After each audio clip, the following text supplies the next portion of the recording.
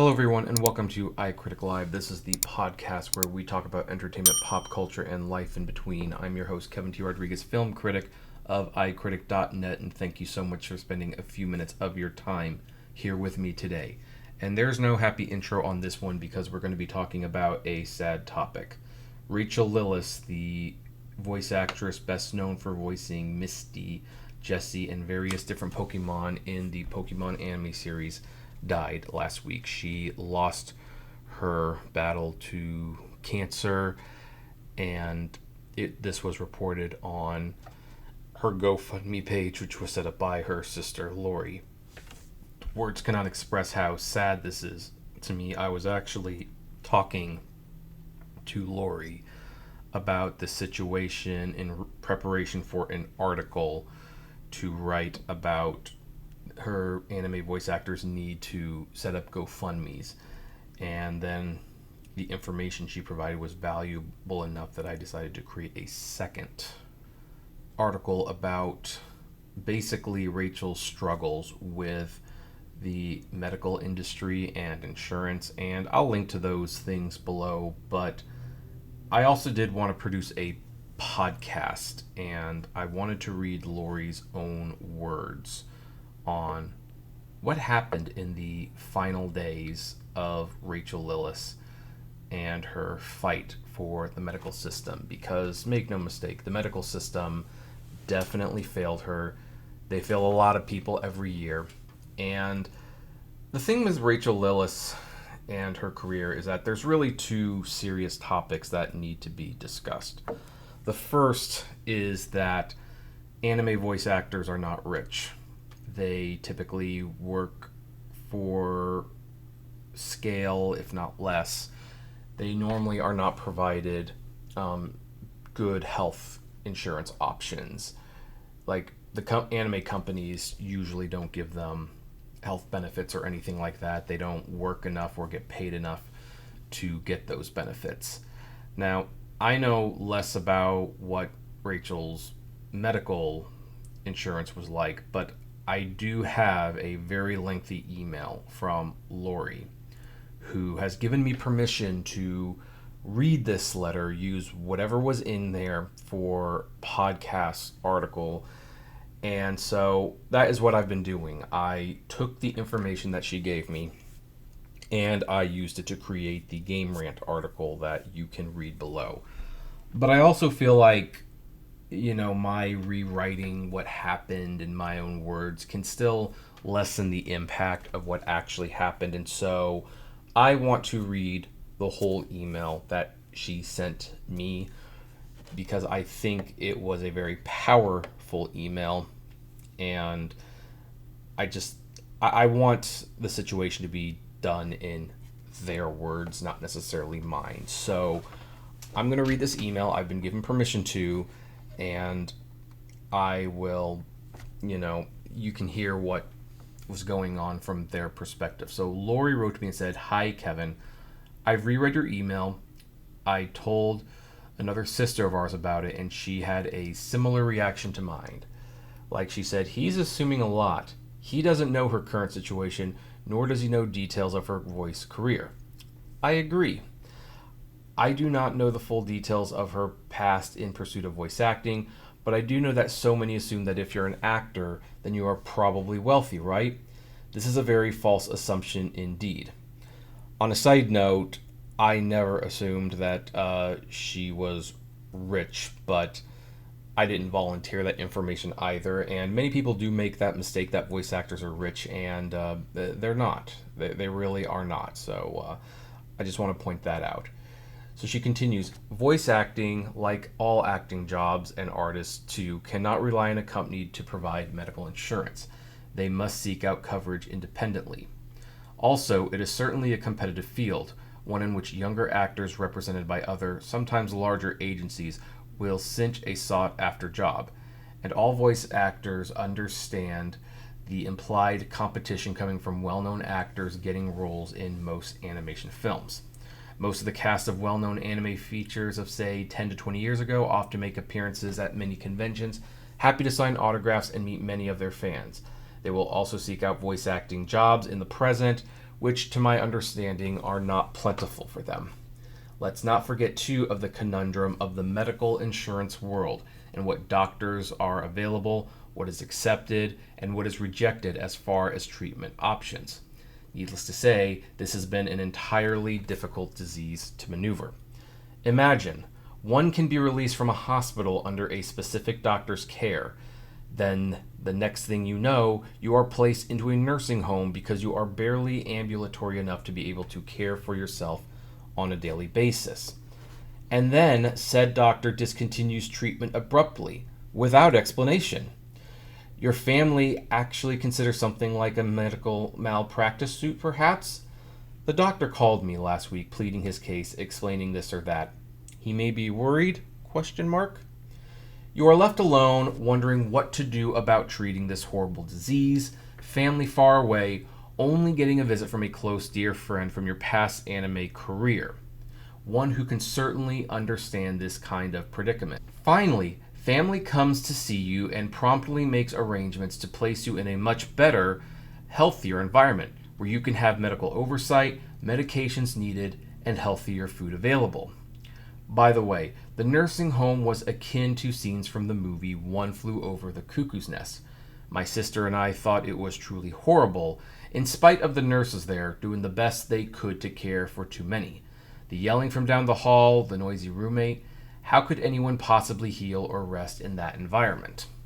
Rachel's two older sisters had a front row seat to witness how broken our medical system truly is.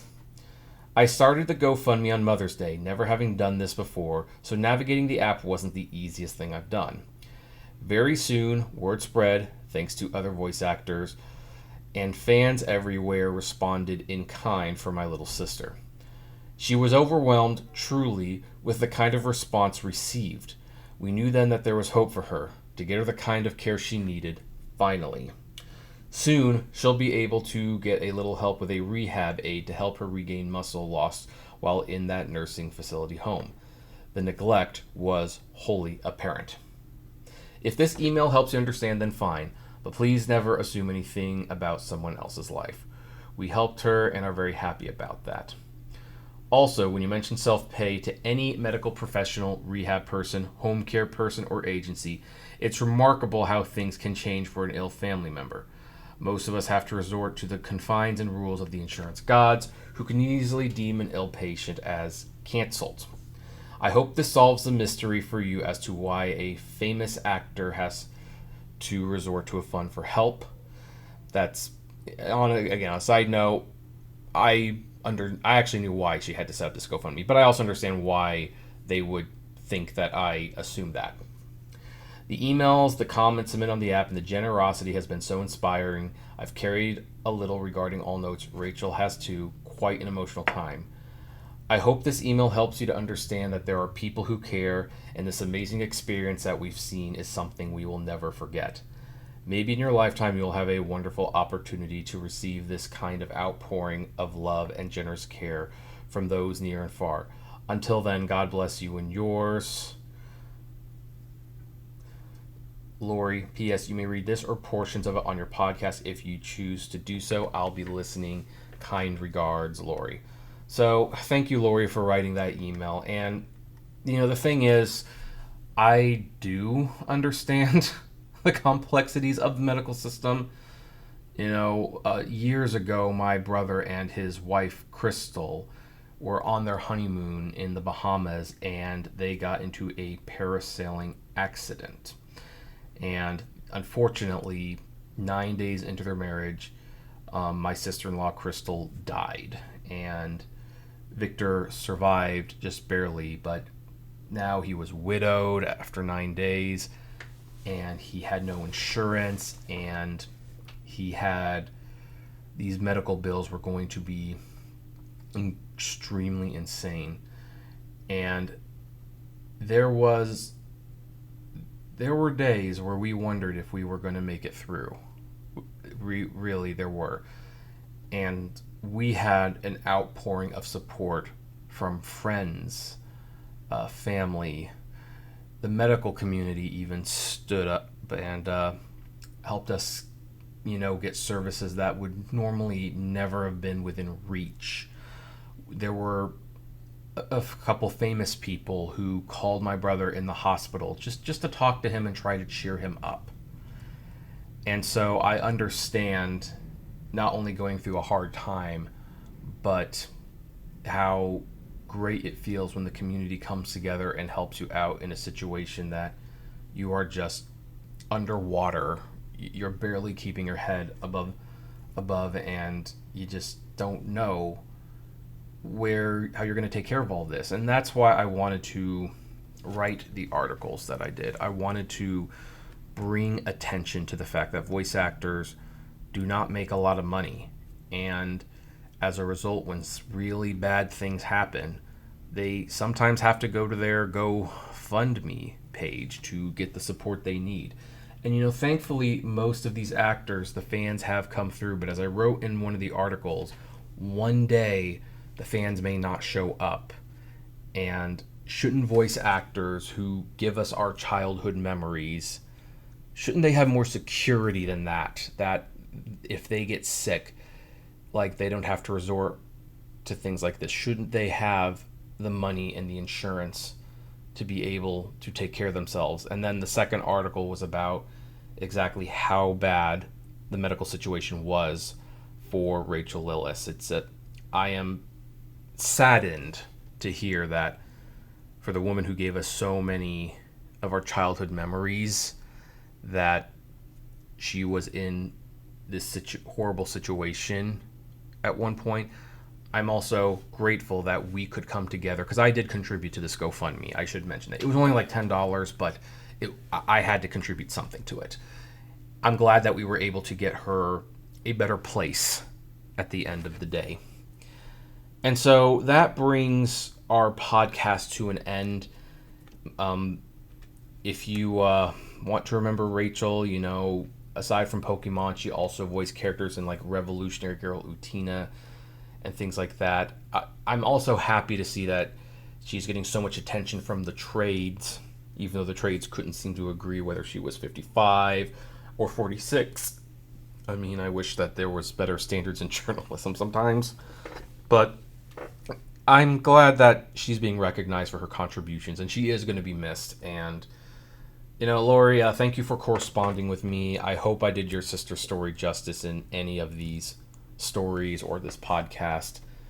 And I'm oh geez, I'm getting teary-eyed right now. I know you can't see me, but it's like I'm really sorry I never got to meet her. She seemed like a wonderful person. So my thoughts and prayers go out to your family as well. And everyone, these are the moments where you have to remember that life is fleeting.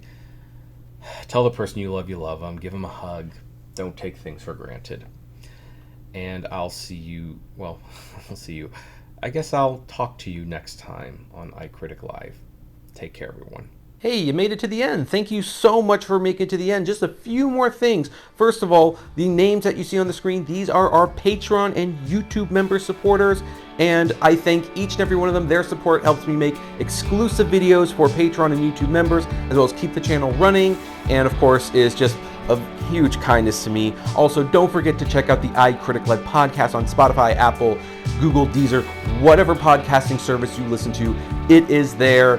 We definitely want to see you there. And hey, there's also other videos that you can check out. So, check out these other channels, these other videos, especially that one. I think that's a really good one.